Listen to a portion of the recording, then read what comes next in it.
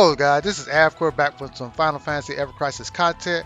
I want to do a video on the banner itself, but I want to break it down into two parts.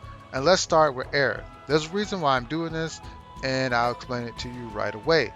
First of all, it is important to understand that this banner is really good, it just came at the wrong time. With this banner, there are a lot of innovations that have been made, and it is a banner that you may consider skipping based on your resources, but there's a couple of reasons why you shouldn't. So first thing first is the character that I'm showing you is one of the most used characters in the game. Aerith offers a lot of versatility, and this weapon complements that. So of course I like the costume. Applebot is very, how can I say, tasteful when it comes to character designs, and I really like that. But as far as the costume goes, Classic Coney is a costume that provides things that the next gen meta is requiring of heroes. First of all, we have foregone the use of magic attack +5 for boost magic ability potency, which I think in all aspects is superior, though it is not boost ability mastery where you have separate 15 points of increased magic attack, but this actually starts to allow you to build into the boost mag ability potency, which is really good. Flame Blade Arcanum, this is her second Arcanum. She has Wind Strike Arcanum, now she has Flame Blade Arcanum, and she also has Ice Mastery, so there's three elements that she is potentially strong in.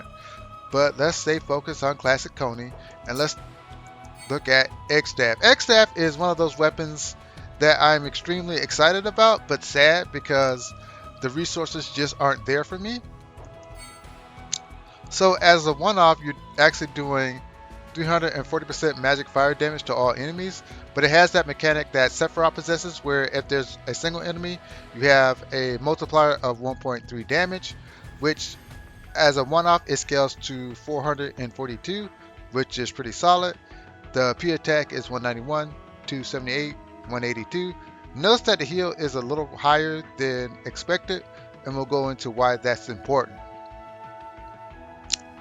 The killer here is the R abilities. So you get boost HP and boost fire potency. Both of these are very desired. The boost HP more so than the fire potency. But understand that if you did not use her as a character, these are incredible R abilities for your hero. So that's something to consider. So we go to OB6 and you're looking at 420 on the P attack, 611 on the magic attack, 240 on the heal. That's pretty solid. So you're doing 530% magic fire damage to all enemies with a multiplier of 1.3. The math calculates to 689, which is pretty solid. It's higher than Barrett's weapon, the flame projector, which at OB10 fully invested only does 520 magic damage to all enemies, which is kind of sus at this point. So this is really good. Boost HP +40. Boost fire potency 27. This is really excellent as a sub weapon, and that's kind of why this is a premium wishlist item, because not only is it a good weapon, but the R abilities are really nice. So let's move to OB10. Now you're looking at the 458 on the P attack, the 667 on the magic attack, and the heal 254. This is really good. So Helical Flame ++ actually does 630 magic fire damage to all enemies. Not as high as Sephiroth, but you do get the elemental multiplier, so in the right situation it actually will deal more damage. Also, when you have a single target enemy, you have a 1.3 damage multiplier, which when calculated is 819 points of fire magic damage, which is the highest elemental damage weapon she has to date. The best part of this weapon, however, is still the R abilities. Boost HP at 46 points actually gets you into the 6 bin, which is amazing. This is amazing main hand weapon, and it should be a main hand weapon if you use it for Aerith. The boost fire potency is actually 39 points, which is level 5, which is a great starting point to build your offense. Excellent weapon, excellent weapon. So, to top it off, when you look at support material, you have magic attack boost, but you also have all cure spells 1, which is something that they keep adding to Aerith's weapons, and I'm glad that they do. They don't let go the fact that she's a healer, and this actually makes her a top tier candidate for dungeon ranking, where you do want healing, but you don't want so much healing that it takes up a slot in your 2 attacking skill set. So this is really excellent for dungeon ranking because it's doing everything that you would want it to do. Also, keep in mind that the fire element in of itself is actually good against Galvanor on the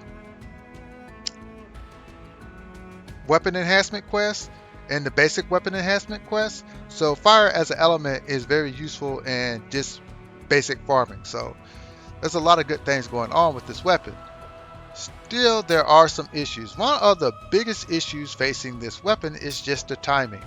If the timing was different, I would definitely say this would be a must summon, but we've already burnt out our tickets from the limit break banners and the Tifa limit break banner. Well, it wasn't a limit break banner, but it was a limited banner, crossover banner. So for whales, this may be a solid pull. For dolphins and for free-to-play players, this is by no means a must-summon banner, and more likely it's a skip because we do have Kite Sith coming along the way, so you have to consider that. But overall, I think this was a fantastic banner for Aerith. If you're an Aerith enthusiast, if you're lucky, then I think you should summon. I will be summoning on my free-to-play account, so look forward to that. But anyways, if you like my content, hit the like, share, subscribe button, and tell me if you're going to summon on this banner or not, and what are your reasons for doing so. Have a great day, and goodbye.